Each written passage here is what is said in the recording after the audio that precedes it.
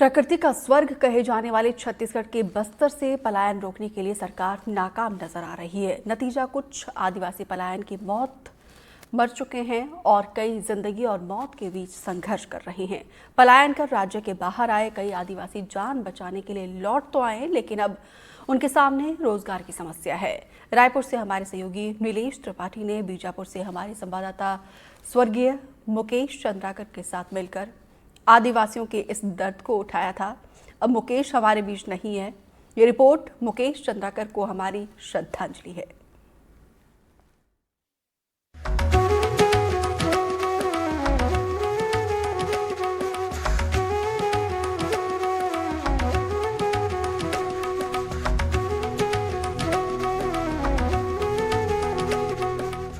घने जंगलों, सुंदर घाटियों और बलखाती नदियों से घिरा दंतेवाड़ा प्रकृति प्रेमियों के लिए धरती में स्वर्ग है। ये लाइनें एक बार और सुन लीजिए, क्योंकि ये हम नहीं बल्कि छत्तीसगढ़ सरकार की आधिकारिक वेबसाइट कह रही है।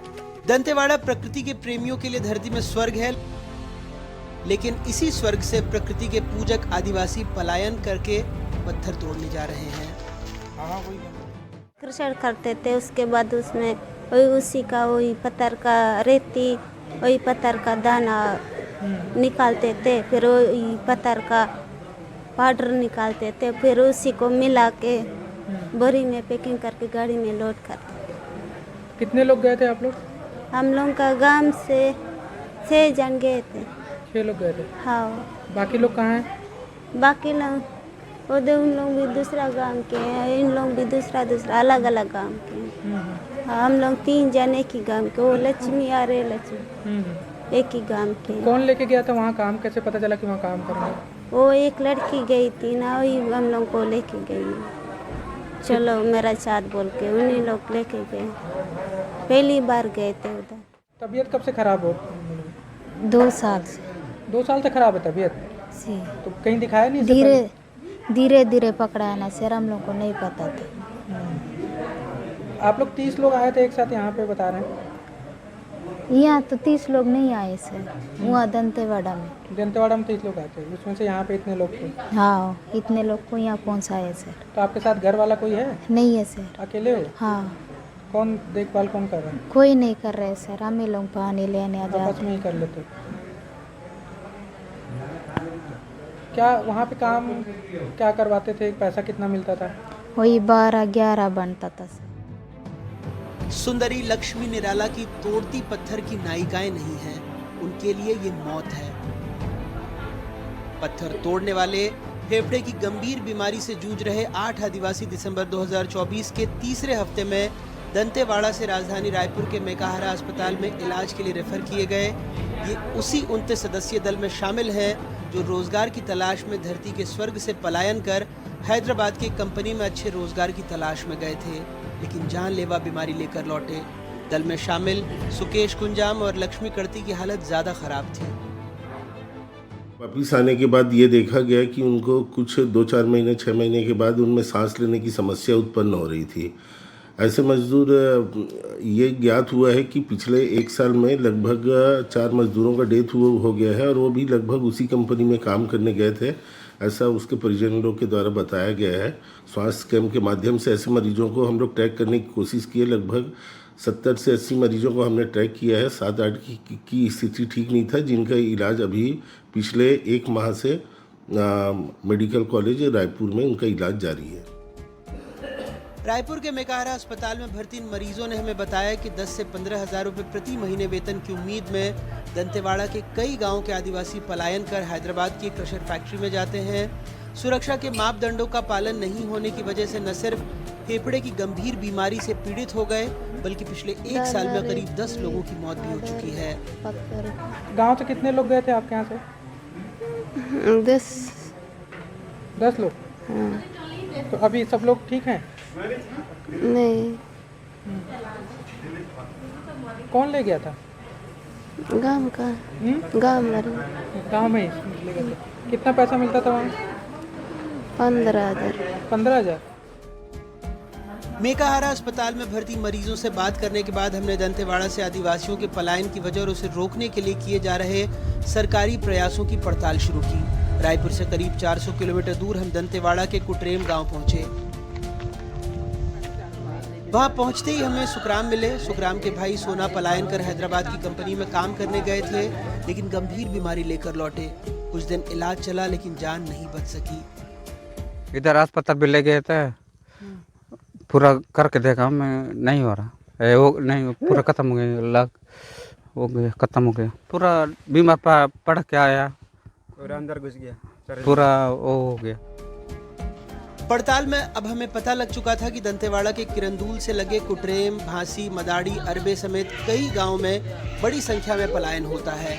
हैदराबाद की कंपनी से बीमार होकर लौटे 29 आदिवासी युवाओं में से करीब 15 कुटरेम के ही रहने वाले हैं।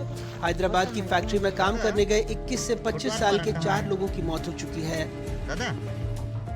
हैदराबाद से बीमार होकर लौटी 25 साल की लिंगो की मौत 26 मार्च 2030 को हुई। 23 साल के सोना की मौत 14 सितंबर 2024 को हुई। 22 साल के आंदो की मौत 22 सितंबर 2024 को हुई। 23 साल के ही भीमा पिता जोगा की मौत 17 मार्च 2024 को हुई। बीमार होकर लौटे कुछ युवा अस्पताल तो कुछ गांव में ही जिंदगी और मौत से जंग लड़ रहे हैं। पिछले 2 साल में कुटरेम से ही 20 से ज्यादा युवा बेहतर रोजगार की तलाश में हैदराबाद गए। पड़ताल में सबसे पहले हमारा यही जानने का प्रयास था कि आखिर गांव से युवाओं को रोजगार के नाम पर मौत देने वाली फैक्ट्री में लेकर कौन जा रहा है। मालूम नहीं है मेरे को कि सबसे पहले कौन वहाँ का रास्ता कौन दिखाए। उसके बाद सबसे पहले वही गई है, अकेली गई है कि किसके साथ गई है वो मालूम नहीं है मेरे को। उसके बाद वो उधर से आने के बाद लिंगे सब गांव वालों को थोड़ा थोड़ा सा है, इतना सारा सब थोड़ा थोड़ा बोरी उठाना है, इतना रोजी है। कितना 500 कितना तो है 500 मिलता है एक दिन का, पर डे का मतलब पर डे का 500 है। वैसे बोल करके लेके गई है। अपने गांव में अभी तक ना 5-6 लोग ख़त्म हो गए कुटरेम में। इसको किस तरह से देखते हैं कि जो ऐसे लोग जो अपने यहाँ से लोगों को बाहर लेकर जा रहे हैं, उन किस कदर अंदर तक घुसे हुए हैं और इस इलाकों में भी पहुँच पा रहे हैं जहाँ शासन प्रशासन भी पूरी तरह से नहीं पहुँचा है। दरअसल देखिए, इस पलायन को लेकर के सरकार को बहुत बेहद गंभीरता से लेना चाहिए, क्योंकि ये दंतेवाड़ा का एक कुटरेम गांव है, कुआंकोंडा विकास खंड में आता है। मैं बता दूं कि पास में ही एनएमडीसी की बड़ी सी माइंस भी है, जिसमें कई बाहर के लोगों को रोजगार मिलता है। उसके बाद भी अगर बड़े पैमाने पर इस इलाके से पलायन हो रहा है तो कहीं ना कहीं इसके पीछे में जो सिंडिकेट काम कर रहा है, बाहरी इलाकों से जो लोग पैसे का प्रलोभन दे करके यहाँ से ग्रामीणों को लगातार निकाल करके ले जा रहे हैं, और जिसके बाद वहाँ पर कई बार ऐसी स्थितियाँ आ जाती हैं कि किसी ग्रामीण की कोई घटना में मौत हो गई या किसी ऐसे फैक्ट्री पर काम करने से कोई दुर्घटना हो जाती है, तो बड़ी समस्या जटिल आ जाती है। कोई डाटा इस टाइप का प्रशासन के पास नहीं है कि कितने लोग लगातार पलायन कर रहे हैं। लगभग ऐसे 30 से 35 गाँव हैं जहाँ से लगातार ग्रामीण रोजगार के लिए जा रहे हैं और वहाँ पर काम कर रहे हैं। तो सबसे बड़ा सवाल है कि जब रोजगार के लिए लोग जा रहे हैं, तो जब सरकार की जो मनरेगा योजना है जिसके तहत लोगों का जॉब कार्ड निर्माण होता है, तो लोगों को आखिर जब काम यहाँ नहीं मिल पा रहा है, इसीलिए पलायन कहीं ना कहीं हो रहा हो। हमने ये भी जानने की कोशिश की कि क्या सिर्फ हैदराबाद की फैक्ट्री में ही ग्रामीण काम करने जा रहे हैं या पलायन दूसरे कामों के लिए भी हो रहा है। मिर्चा तोड़ने जाते हैं सर। हाँ, मिर्चा तोड़ने जाता है, और कहीं कहीं जाता है तो हैदराबाद उधर जाते हो, लेकिन चार हम लोग बोल नहीं सकता कि अपना मन मर्जी से जाते हो।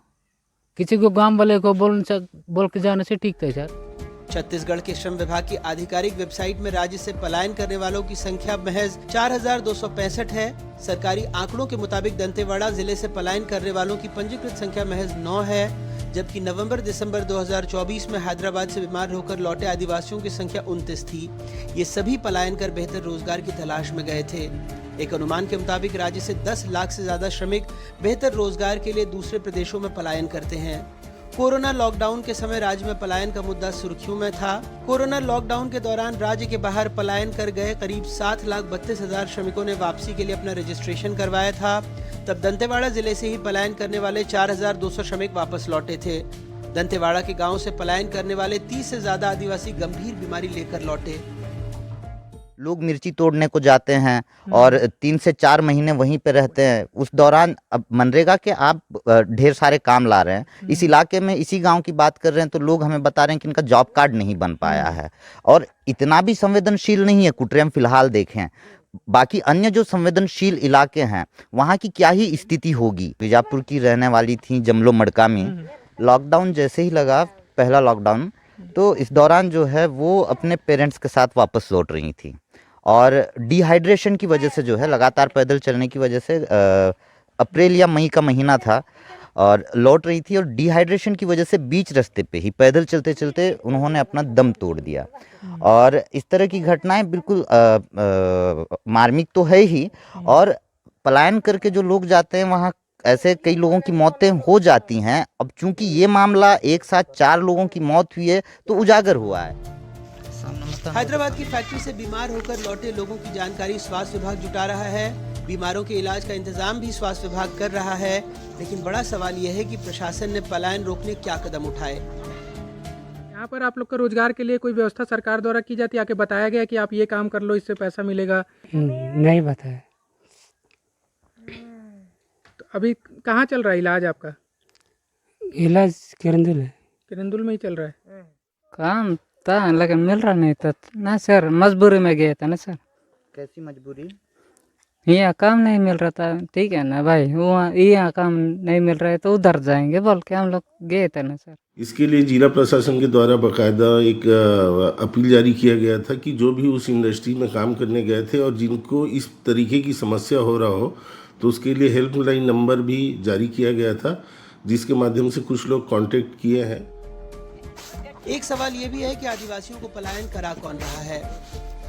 ये एक्चुअल में मानव तस्करी का भी मुद्दा है और दलाल भी इनमें लगे हुए हैं, क्योंकि यहाँ के जो आदिवासी क्षेत्र है और यहाँ के जो आदिवासी हैं मुख्यतः वो पढ़े लिखे कम हैं और जानकारी नहीं होने के वजह से, और काम यहाँ पर जो भी किसी भी सरकार रहा हो यहाँ पर उन लोगों को प्रॉपर काम यहाँ पर नहीं दिया जा रहा है, और उस एवज में क्या है, ये लोग दलाल के चक्कर में फंसकर बाहरी राज्यों में जाते हैं। खनिज न्यास मद से होने वाली आय के मामले में दंतेवाड़ा छत्तीसगढ़ का दूसरा सबसे अमीर जिला है। इस मद से ही 500 करोड़ रुपए से ज्यादा की सालाना आय होती है। इस अमीर जिले के कुटरेम गांव में ऐसा नहीं है कि पलायन इकलौती समस्या है। गांव में हमने जो देखा वो आप भी देख लीजिए।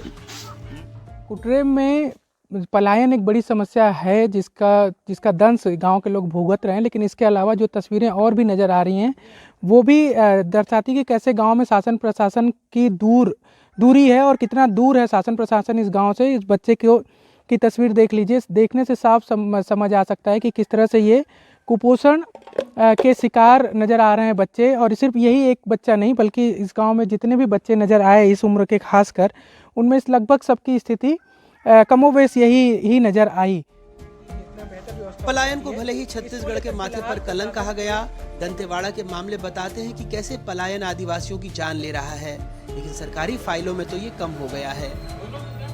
आपके माध्यम से छत्तीसगढ़ के आम भाई बहनों से मैं निवेदन भी करता हूं कि किसी भी तरह से रोजी मंजूरी के चक्कर में छत्तीसगढ़ प्रदेश से बाहर न जाएं। छत्तीसगढ़ में ही रोजगार की काफ़ी संभावना है, छत्तीसगढ़ में ही अपना काम धंधा करें, ऐसा मैं निवेदन और आग्रह करता हूँ। विधानसभा में आसंदी ने पलायन को छत्तीसगढ़ के माथे पर कलंक बताया है। पलायन की वजह से कई जिंदगियां खत्म हो चुकी हैं, कई लोग जिंदगी और मौत के बीच संघर्ष कर रहे हैं। पलायन को रोकने सरकार अपील कर रही है और दावा कर रही है कि छत्तीसगढ़ में ही रोजगार के बेहतर अवसर उपलब्ध हैं, लेकिन सरकार के इन्हीं दावों की पोल दंतेवाड़ा के कुटरेम, भासी जैसे इलाकों में दौरा करने के बाद खुल जाते हैं। हकीकत यह है कि यहाँ रोजगार के लिए मजदूरी और पलायन लोगों की मजबूरी है। अब देखने वाली बात यह होगी कि गंभीर मामले सामने आने के बाद सरकार अब कितना गंभीर होती है, पलायन को रोकने क्या कदम उठाए जाते हैं। दंतेवाड़ा से पंकज भदौरिया, बीजापुर से मुकेश चंद्राकर के साथ नीलेश त्रिपाठी, NDTV।